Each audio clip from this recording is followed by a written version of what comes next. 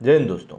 आज के समय में लोगों के लिए पैसा कमाना इतना ज़्यादा ज़रूरी हो चुका है और इतना ज़्यादा आसान हो चुका है, यूँ कहूँगा कि उनके लिए पैसा कमाने के लिए किसी भी हद तक जाना कोई बड़ी बात नहीं है। और ऐसा हम लोगों को कई सारे एग्जाम्पल्स के थ्रू देखने को मिलने भी लगा है। कई सारे वाक्य ऐसे हमारे सामने आने लगे हैं जिनमें देखकर हमको ये समझ में आता है कि नहीं भाई, ये चीज़ें वाकई में अब किसी भी हद तक जाने लगी हैं।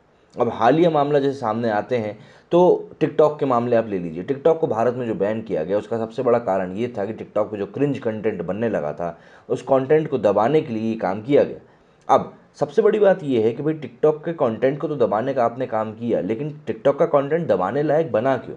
तो दबाने लायक वो इसलिए बना था क्योंकि लोगों को टिकटॉक से आसानी से पैसे कमाने का ज़रिया मिल रहा था कि कुछ भी आप उल जुलूल चीज़, दकियानूसी चीज़ या फिर विवादास्पद चीज़ ही बना दें, लोगों के व्यूज़ तो आपको मिल ही जाएंगे, क्योंकि लोग देखने तो आएंगे ही, भले ही उसको भरा भरा बोल के गालियाँ दे के चले जाएं, लेकिन देखने तो ज़रूर आएंगे। ऐसे में लोगों ने कुछ भी कंटेंट बनाना शुरू कर दिया और टिकटॉक भी इसी फहरिस्त में फिर बैन हो गया और कई सारी एप्लीकेशंस पे इसके बाद गाज गिरी। चाइना के हवाले से भी कई सारी एप्लीकेशंस के ऊपर गाज गिराई गई, लेकिन मुख्य मुद्दा यही था कि लोगों का और बच्चों का जो दिमाग था वो भ्रष्ट होता जा रहा था। क्यों? क्योंकि पैसा कमाना उनके लिए आसान होता जा रहा था। अब जो हालिया मामला निकल कर सामने आया है उसमें एक लड़की ने घर पर कहा कि भैया वो छुट्टियों पर जा रही है, लंबी छुट्टियों पर जा रही है, लेकिन वो दुबई में न्यूड फोटोशूट करवाते हुए पकड़ी गई।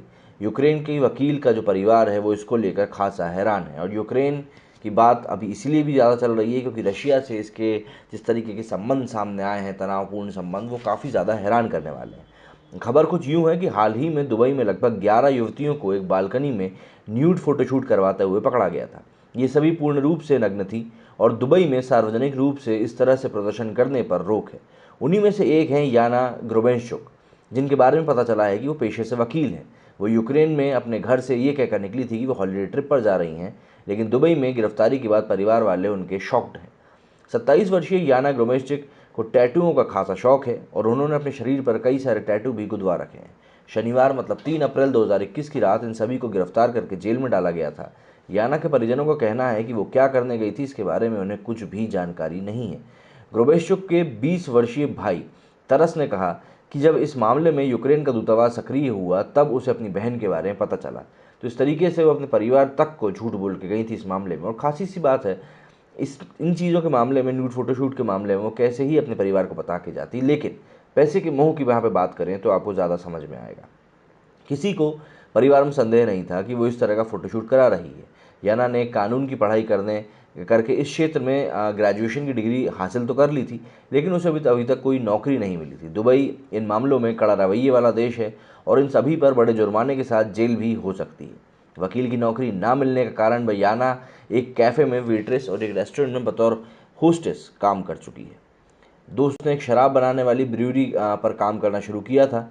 उसने अपने परिजनों और दोस्तों को दुबई से अपने नाश्ते, स्विमिंग पूल और तैराकी स्पोर्ट्स कार में सैर सहित कई सारी तस्वीरें भी भेजी थी। उसने इसके साथ ही बताया था कि 3 दिन में 3 होटल बदलने पड़े, लेकिन वो खुश है। इस फोटोशूट के पीछे मॉस्को के 33 वर्षीय कारोबारी अलेक्सी कोथनोव का हाथ बताया जा रहा है। कुछ मीडिया रिपोर्ट्स बता रहे हैं कि एक शेख के करीबी यूएई के अमीर नागरिक की पार्टी के लिए युवतियां रिहर्सल कर रही थीं।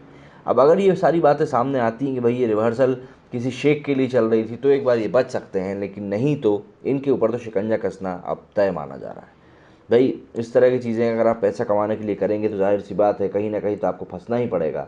और दूसरी बात सबसे बड़ी ये है कि आप जिस देश में जाके ये चीज़ें कर रहे हैं उस देश में अगर वो चीज़ें अलाउड ही नहीं हैं तो आपको वैसे भी इन चीज़ों की तरफ ध्यान नहीं देना चाहिए। बहरहाल ये तो देश दुनिया की बातें हैं, यूं ही चलती रहती हैं। कई लोग आते हैं, कई लोग जाते हैं और इस तरह के जो चीज़ें हैं वो कभी ख़त्म नहीं हो पाती। तो उम्मीद करता हूँ कि भाई हमारे देश में इस तरह की कोई चीज़ हमें देखने के लिए नहीं मिलेगी। वैसे तो कई सारे कड़े कानून हैं और हमारे जो धर्म वाले एकदम धर्म गुरु हैं वो सब भी इस चीज़ों का हमको किसी भी तरीके से परमिट देते नहीं हैं। बहरहाल देखते हैं आने वाले समय में शर्लिन चोपड़ा जैसे कि हमें और कोई एग्जाम्पल देखने के लिए मिलते हैं या नहीं। उम्मीद करता हूँ आप लोग स्वस्थ होंगे, सुरक्षित होंगे, कोरोना से दूर होंगे। जय हिंद, जय भारत।